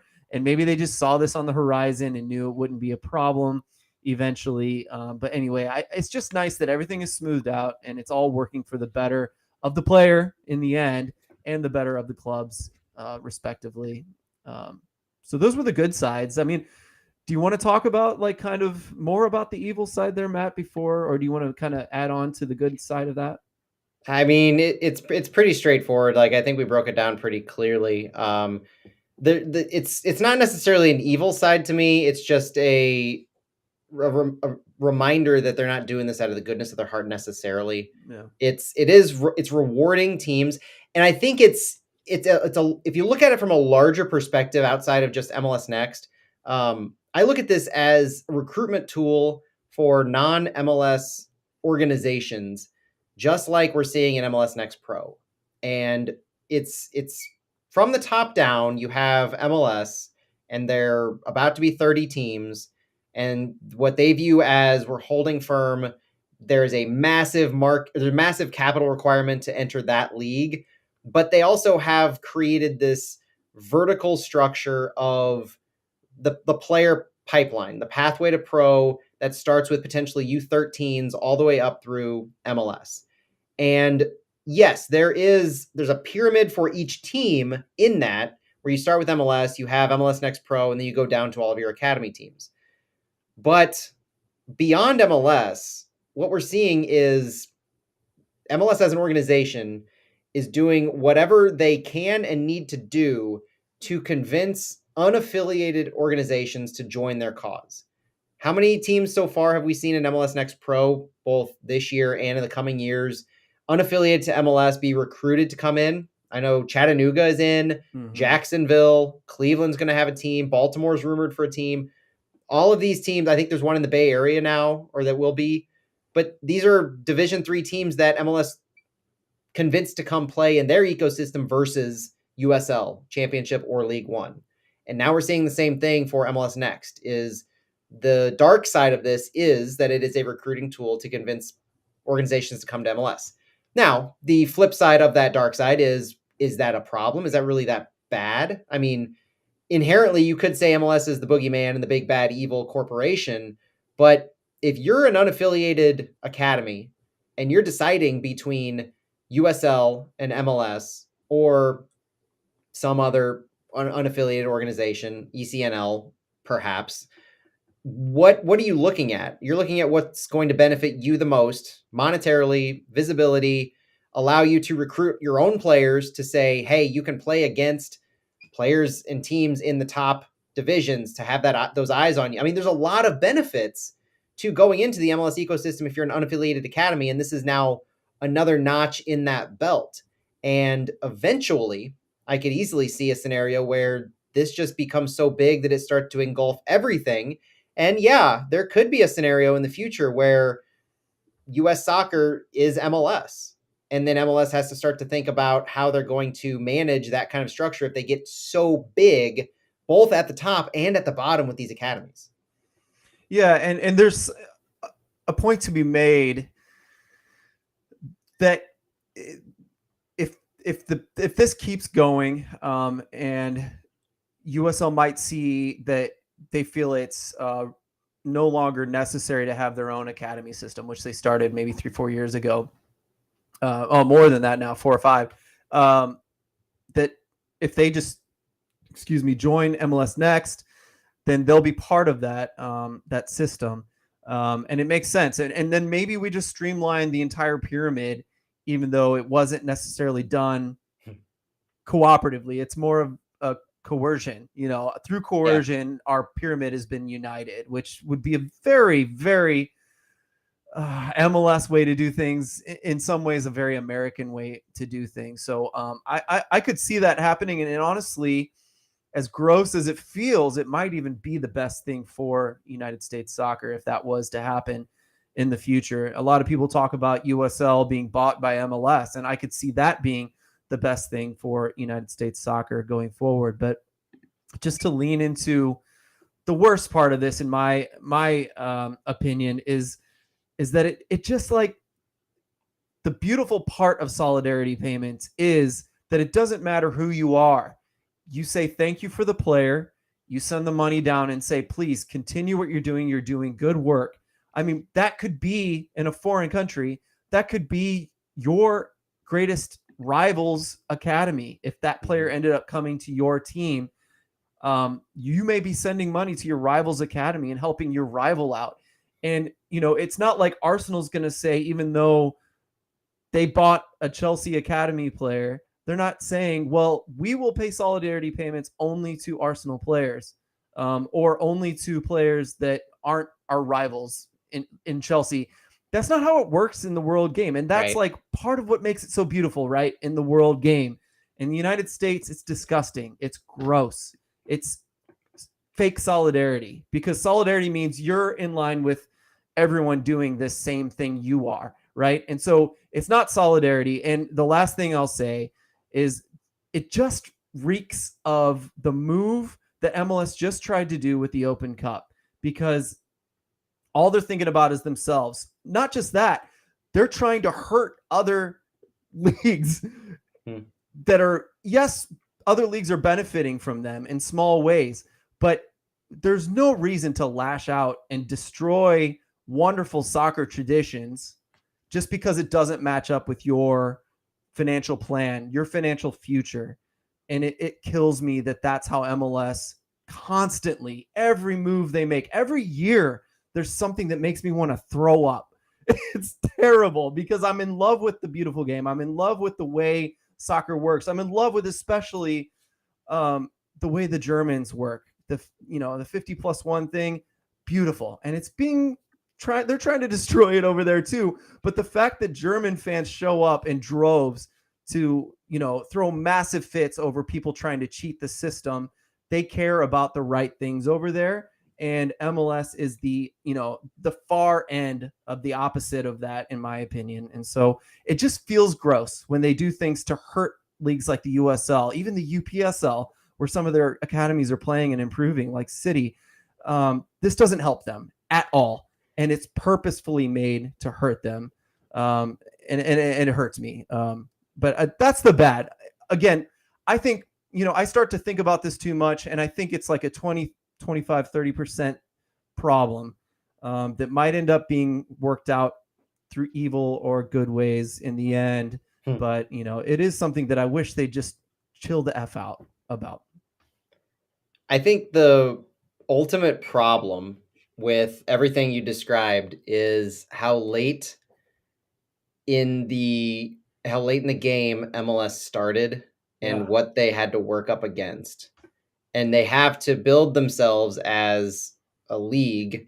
They have to survive. They had to survive as a league, and they have to work to grow soccer in the US from a capitalistic basis. Mm-hmm. And that's ultimately where the root of all the evil lies, is capitalism. But that's the society that we live in. That's how the beautiful game is able to grow in the US. We've done shows. How many shows have we done over the years that have talked about the history of soccer in the US before MLS? Mm-hmm. We love it in St. Louis from a fact of we have produced so many players, but there's a lot of ugliness when it comes to teams that have had to fold due to financial insolvency, and leagues that have had to fold. Every single one of the outdoor leagues that have had to fold prior to MLS because of financial insolvency. Teams couldn't survive. They didn't have guardrails. They didn't have a salary cap. They didn't have structures in place that would enable them to grow consistently and continuously. Eventually, they all failed.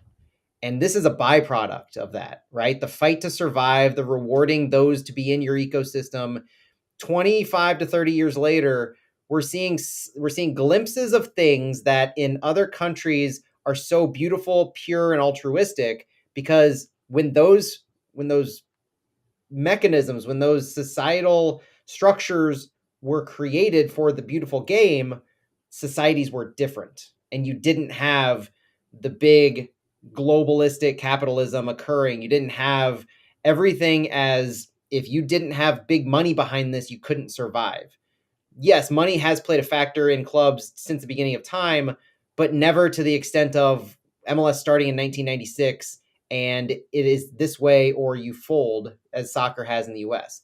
It also partly comes from the fact that soccer isn't as grained in American culture as it is elsewhere. Yeah, absolutely. I mean, and that's an unfortunate reality that we have to face as soccer diehard fans in America. But whenever we compare ourselves to, I wish it would be like it is in Germany. I wish it would be like it is in England, where teams can fight tooth and nail on the field, but they respect each other and their development of players off the field. I don't know that we'll ever have that in America, just because of the path that it took to get to even a league like MLS able to survive and thrive for almost 30 years. It had to be a little bit of those capitalistic backroom natures, the exclusionary tactics to grow yourself, because, I mean, part of it is, let's be honest, US soccer either didn't choose to, wasn't able to, or saw this as their only path to have a sustainable first division league. Yeah, I think points well made there, Matt. And I think people like me can sound like we're talking out of two sides of our mouths, in that we do want this league to be bigger. We maybe want people to spend more money, but they're beholden to, this Apple deal. Doesn't it feel like a massive corporation having to answer to a board? Like, they have all the extra games they fit in, the silly playoff format. Like, that wasn't because they thought it was the best way to do it. That's for them to get the paycheck they needed, right? And so, but that paycheck is massive in the growth of this league. I think I just saw, wasn't that a $1 billion deal, Matt, or something close to it? And like, Premier League's at 1.7 or $1.8 billion, and their viewership's going down a little bit. MLS is on the rise. And it was just talking about, the gap is massive between the two leagues, but it's shrinking a little bit. It's a $2.5 billion deal over 10 years, if what MLS has. But Oh, okay. Pardon me. I also think part of that is the reason that, like you mentioned that, and this is kind of a byproduct of the conversation about the academies. MLS is so beholden to what Apple has now with all this money. Other leagues would be in the exact same scenario that MLS is. The Premier League would be in the exact same scenario, beholden to their media rights deals if they wanted to do things, except for they have these underlying structures that exist in the FA and in all these governing bodies that say no, we have survived and thrived, and we have fundamental foundational roots that we cannot move from. Where our principles of we're not introducing playoffs. That's not football in England. We're not introducing a multiple match, structure here going on. We're not introducing another tournament. We're not introducing the Super League. Like, that's the exact thing. The whole thing about the Super League is such a good analogy that we just have to deal with at this point in time. And I'm not trying to be an apologist for how MLS has grown, but in America, growing soccer has been a failing venture up until 1996. And it's almost, you have to take the good with the bad if you want it to grow into something that you believe ultimately can be good under likely different leadership than what we have now.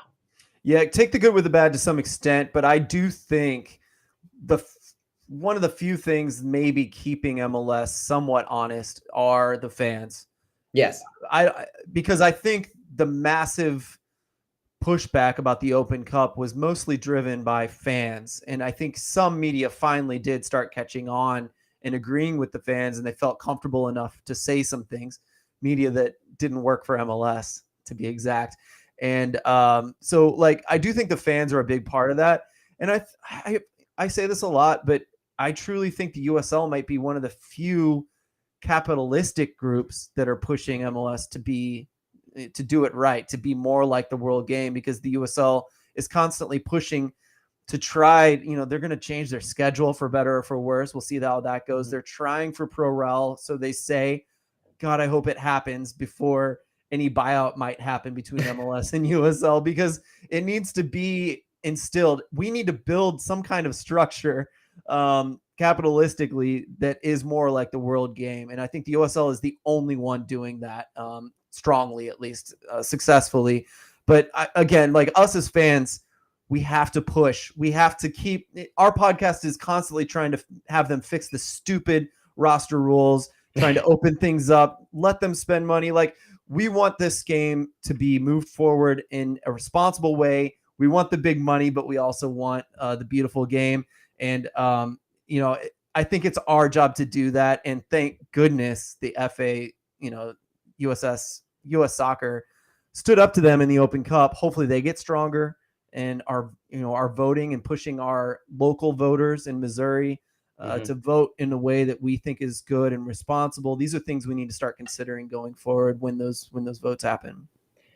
Yeah, and I think the separation of USSF and MLS is for the better. The Garber's still on the board, but the MLS's marketing arm, some, no longer does marketing for US Soccer, and that's good. There shouldn't be intermingling between those kinds of entities as they exist. It should be more of a governing equally. I am interested to see if USL actually follows through with some of these more altruistic ideas of shifting the schedules and introducing pro rel, because they've been talked about for quite a while. And and it's internal pro rel, obviously. Yeah. But, until I see it actually happen, I am one of the more skeptical people that they'll actually be able to make it work, because half of the country is freezing cold during the times they want to play. Yeah. I don't know. I'm always skeptical about trying to go to a fall, spring season in this part of the world. And USL still struggles with some of their teams staying afloat. Not every team returns every single year too. So there's pieces to that puzzle that MLS has figured out that USL is still struggling with. Some of it does go back to US Soccer, and they need to make sure that their leagues stay afloat in whatever way possible. But I don't know. I'll just wrap up my thoughts going back to the academy thing. And I do believe that it is a good move forward. Like, we have a lot of looking at the good, looking at the bad, and we go deep into a lot of both sides. But ultimately, going from where they were to where they are now with providing discrete measurements, because they provided 3 measurements on how a team can be eligible. At least they're doing that. They're being prescriptive about it, and that's a good first step. And ultimately, for a league that is less than 30 years old, we're still seeing first steps in right directions in a lot of ways. And we're still in, as much as it feels like finally St. Louis has a team in MLS, this is a league that's less than 30 years old. They're still in their infancy in the global landscape of this. So they're still figuring out how they can introduce some of these more regular things that other parts of the world have, that MLS, because of how they started and what their underlying structure is, they're shifting to this. And that's ultimately good in my eyes. Yeah.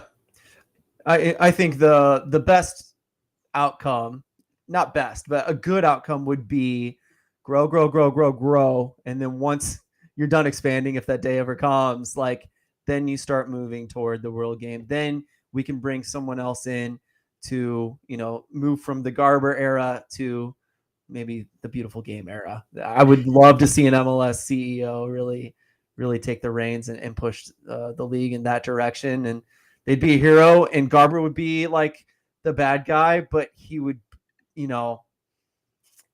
played his role, right? And perhaps there's a future where he played it so perfectly that MLS is one of the top 5 leagues in the world. It's possible, guys. It's possible. And we would thank him if that were to happen in the future. Right. So good thoughts, Matt. Good thoughts all around.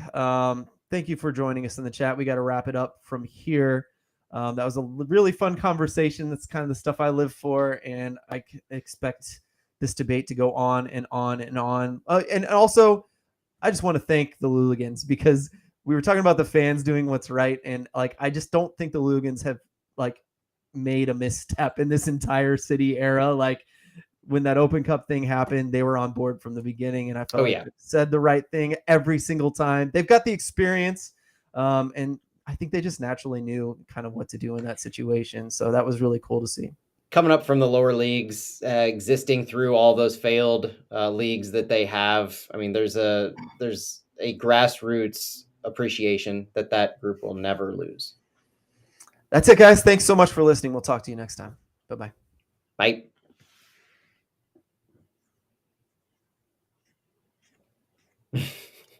USL. I like that, Chris. Thanks for sticking with us, Chris, and everybody in the chat. See you later. Just wait until the US Open Cup time. Yeah, I know. Yeah, it's going to be David versus Goliath. That'd be another good one for the